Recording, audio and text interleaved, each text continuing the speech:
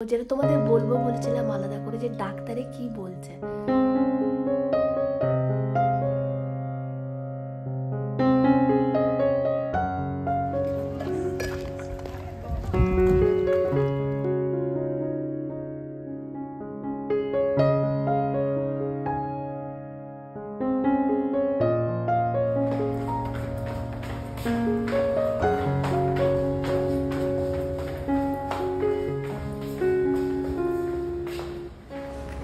Good morning সরকার family, তোমরা সবাই কেমন আছো? আশা করি তোমরা সবাই খুব ভালো আছো, সুস্থ আছো। আমি স্বরূপা।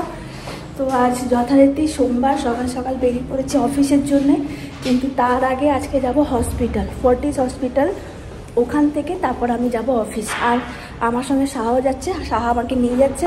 ওখান থেকে সাহা চলে আসবে বাড়ি, আমি চলে যাব অফিস। তো কেন হসপিটালে যাচ্ছি সেটা বলবো, তোমাদের সঙ্গে শেয়ার করব। তার আগে যাই, দেখি ডাক্তারে কি বলছে।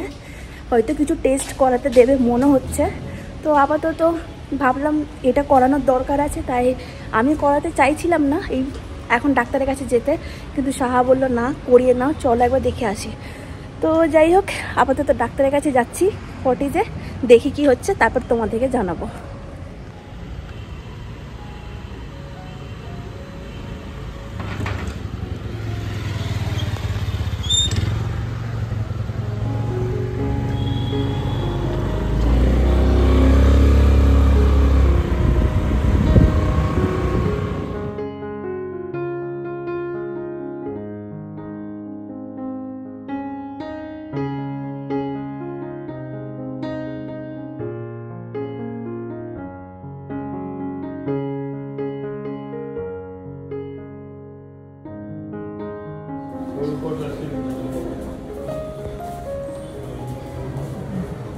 এখন আমি আছি ফর্টিস হসপিটালের সেকেন্ড ফ্লোর।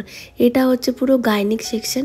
আর 8 বছর আগে এখানে প্রায় রোজই আনাগোনা ছিল। আর এই যে এইদিকে গিয়ে সেকেন্ড যে রুমটা রয়েছে, ওখানেই বসেন ডাক্তার মঙ্গলা। ডাক্তার দেখানো হয়ে গেল, ডাক্তার দেখিয়ে এবার যাচ্ছি অটো করে অফিস। তো ডাক্তার কি বললো সেটা ভালো করে বাড়িতে এসে তোমাদেরকে বলবো। এখন তোমরা ভালো করে শুনতে পারবে না, আওয়াজ হচ্ছে। তো বাড়িতে এসে তোমাদেরকে ডিটেলসে বলবো।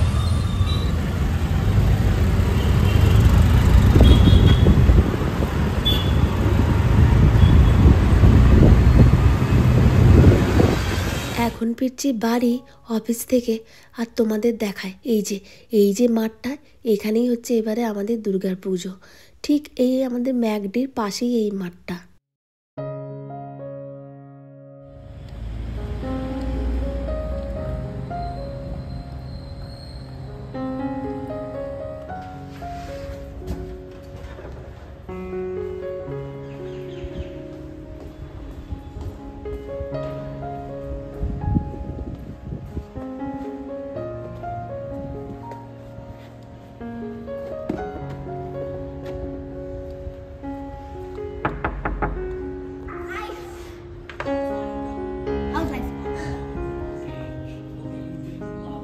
খেয়েছিস না? হ্যাঁ, একটু আগে।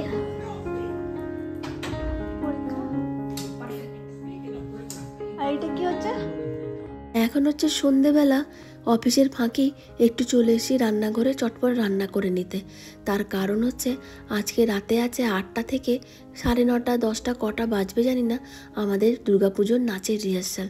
তো সেখানে যেতে হবে, তাই একটা কিছু আইটেম বানিয়ে রাখছি। রুটি যদি পারি, নাচের রিহার্সাল করে এসে তাহলে রুটিটা করব।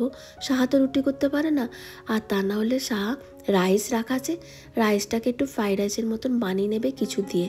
তো তাই আমি একটা আইটেম এটা বানিয়ে যাচ্ছি। তো কিছুটা দেখলাম বাসা ফিশ ছিল, সেটাকেই একটু ম্যারিনেট করে নিয়েছি। কিছুই না, এখানে একটু মশলা আছে, তন্দুরি মশলা আছে, একটু গোলমরিচ, নুন, একটু আদা রসুনের পেস্ট, আর কিছু না, আর কিছুটা ভিনিগার, আর একটু সয়া সস, সব কিছু দিয়ে, আর একটু দিয়েছি শুকনো লঙ্কার গুঁড়ো। সব কিছু দিয়ে ভালো করে মাখিয়ে নিয়ে ম্যারিনেট করে নিয়ে চটপট একটু হালকা করে ভেজে নিচ্ছি। আর এগুলো তো ভাজতে বেশি টাইম লাগে না। দেখো তেল কিন্তু আমি দিয়েছিলাম অনেক কম, কিন্তু বাসা মাছের অনেক তেল থাকে, তাই ভাজতে ভাজতে দেখো কতটা তেল হয়ে গেছে। কিন্তু এটা সম্পূর্ণই মাছের তেল, এমনি কিন্তু তেল না। তো যাই হোক, এক পিঠটা ভাজা হয়ে গেছে, তাই একটু উল্টে দিচ্ছি। এরপর অন্য পিঠটা ভাজা হয়ে গেল, এগুলোকে তুলে নেব। তারপর আর কিছুই না, কেটে রেখেছি কিছুটা ক্যাপসিকাম, সাদা লাল বলছি, লাল হলুদ সবুজ ক্যাপসিকাম, আর কিছু নেই, আর কয়েকটা পেঁয়াজের বড় বড় কোয়া, বাস ওটা দিয়েই একটু চটপট ওই চিলি ফিশের মতন বানিয়ে নেব, যাতে রুটি দিয়েও খাওয়া যায়। আর যদি যদি ফ্রাইড রাইস বানিয়ে রাখতে পারে, যাতে ফ্রাইড রাইস দিয়েও খাওয়া যায়। তো যাই হোক, মাছগুলো ভাজা হয়ে গেলে উঠিয়ে রেখেছি, আর এদিকে সব কেটে রাখা সবজিগুলো দিয়ে দিয়েছি। এটাও একটু হালকা করে ফ্রাই করে নিয়ে এর মধ্যে মাছটা মিশিয়ে দেব, বাস। তারপর তো সসগুলো দিয়ে দিলেই হয়ে যাবে গরম গরম চিলি ফিশ রেডি। আর এটা রেডি করেই আদিকেও পড়াচ্ছি এর মধ্যে মধ্যে, সবই একসঙ্গেই চলছে, বুঝতেই পারছো। তো যাই হোক, আদিরও আবার পরীক্ষা আছে কালকে। তো এই যে সসগুলো দিয়ে দিয়েছি, কিছুই না, একটু সয়া সস দিয়েছি, টমেটো সস দিয়েছি, আর চিলি সস দিয়েছি, আর কোনো কিছু সস নেই। আর স্বাদ মতন দিয়েছি একটু চিনি আর নুন, বাস, আর কিছুটা গোলমরিচ। এই হলো আজকে চিলি ফিশের রান্না। তো চলো, দেখতে তো ভালোই লাগছে, খেতেও কিন্তু খুব টেস্টি হয়েছে। আমি একটুখানি টেস্ট করে দেখলাম, কিন্তু দেখতে বেশ ভালোই লাগছে বলো। যাই হোক, দেখা যাক, যদি পারি তো এসে রুটিটা করে রাখবো। আর যদি দেরি হয় তাহলে সাহাকে বলবো রাইসটাকে একটু ফ্রাইড রাইসের মতন বানিয়ে নিতে, কিছু সবজি টবজি দিয়ে। তো চলো দেখি আদি কতটা পড়াশোনা কি করলো। আমারও অফিস প্রায় শেষের দিকে, আমাকে আবার বেরোতে হবে নাচের রিহার্সালের জন্যে।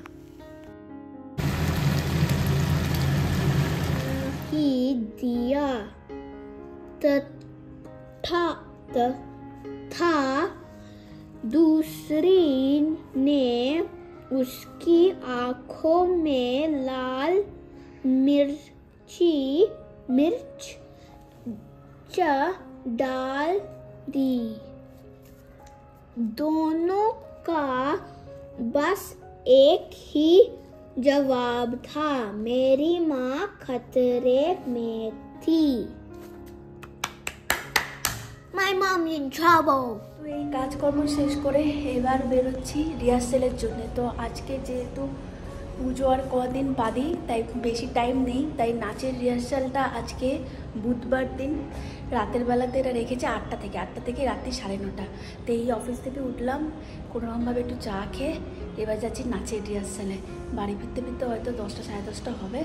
তো এইদিকে ঘরটা ম্যানেজ করবে সাহা। চলো এখন বেরোনো যাক।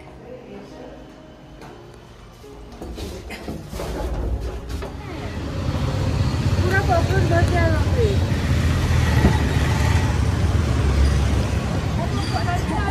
ঘুম আমি দেখি অফিস থেকে এইমাত্র উঠলাম।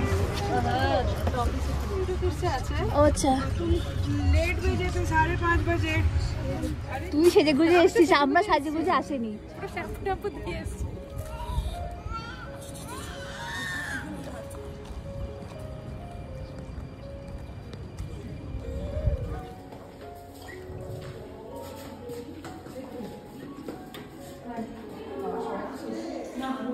চা আনবো, চা দাও দাও খাও খাও।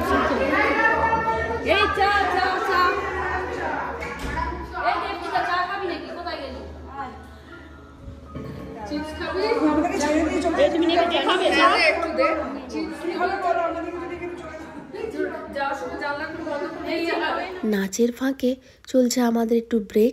এখানে হচ্ছে র চা, মানে লিকার চা, তার সঙ্গে চিপস। সোয়েতা দিয়ে এটা ব্যবস্থা করেছে। আর নাচটা প্রায় কমপ্লিট হয়েই গেছে, ঘড়িতে বাজছে প্রায় ওই হবে এখন 9টা 15-20 হবে। এই সময় আমরা খাচ্ছি সবাই চা আর তার সঙ্গে কিছু চিপস। লাস্ট মোমেন্টের ডিসকাশন চলছে এখন, নাচের স্টেপটা কী হবে কি না, এটা রাখবো কি রাখবো না। আর তো হাতে বেশি দিন টাইম নেই, আজকে একটা প্রায় পুরো নাচ তোলা হলো, অনেক বড় এই নাচটা। জানি না মনে থাকবে কি না, ভুলে যাব মনে হচ্ছে। এতটা বড় নাচ একদিনে তুলে তো নিলাম। তো যাই হোক, এখনও পর্যন্ত সব ডিসকাশন, তার সঙ্গে গল্পও হচ্ছে। এই সামনে যে নাচছে ইনি হচ্ছেন শ্বেতাদি। ইনি কলকাতায় থাকেন। কলকাতা থেকে নাচ নিয়ে মানে ডান্স নিয়ে হয়তো রবীন্দ্রভবন থেকে MA বা কিছু একটা করেছেন উনি। খুব ভালো নাচেন, এক্সপ্রেশন তো এত সুন্দর, আমি তো পুরো ফ্যান শ্বেতাদির। এত ভালো নাচে শ্বেতাদি, কি বলবো। তো আমাদের এবারে পুজোর সমস্ত নাচ উনিই শিখিয়েছেন।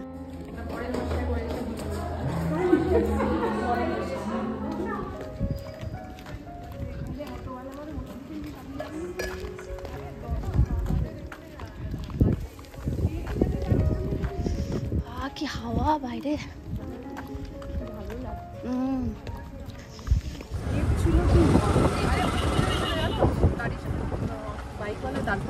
কবে ভয়টাই বেশি জ্বর এলে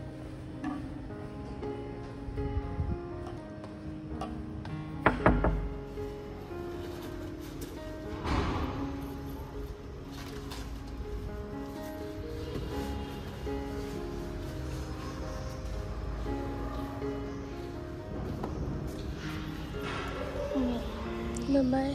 Have a good day. Thank you.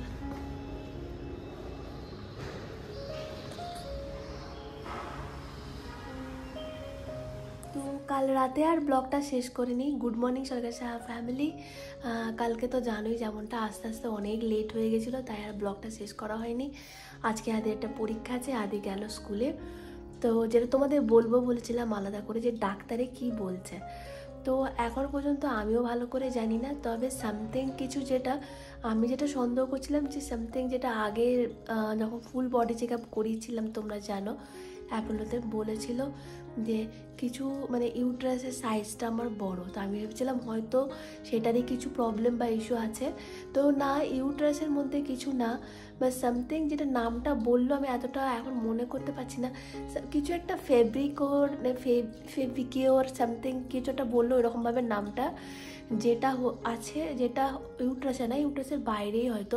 তো যেটার জন্য প্রবলেমটা কি হচ্ছে, যে ধরো এমনি ডেতে মানে সারা দিনে কোনো অসুবিধা হয় না, স্পেশালি রাতের বেলায় যখন আমি ঘুমাচ্ছি ধরো, বাট আমার খুব জোরে ধরো বাথরুম পাচ্ছে, কিন্তু আমি সেটা অনেকক্ষণ পর যখন যাচ্ছি তখন যে বাথরুম আমার পাচ্ছে, আমার খুব আমি সেটা ফিল করতে পারছি, কিন্তু সেটা ইমিডিয়েট মানে তাড়াতাড়ি সেটা বেরোচ্ছে না আর কি, মানে কাম আউট হচ্ছে না। তো এটা হচ্ছে ইস্যু মেনলি আর কি। সেটা আমার বেরোতে অনেক টাইম লাগছে, আমাকে সেটার জন্য প্রায় 10 মিনিটের মতন এরকম বসে থাকতে হচ্ছে। তো প্রথমে আমি ভেবেছিলাম এটা হয়তো ইউরিন ইনফেকশন, যার জন্য এটা হচ্ছে, কিন্তু এখন সেটা রিজন আমি তার কাছেই গেছিলাম, যে আমার মানে কি বলবো, আদি হওয়ার সময় আমি যার কাছে দেখেছিলাম, যে গাইনিক ডাক্তারের কাছে, ডাক্তার মঙ্গলা, তার কাছেই গেছিলাম। আর অনেক দিন পর ফটেজে ঠিক সেই ফ্লোরে সেই জায়গায় গিয়ে মানে নিজেকে এমন লাগছিল আর কি, সব পুরনো দিনের কথাগুলো মনে পড়ছিল।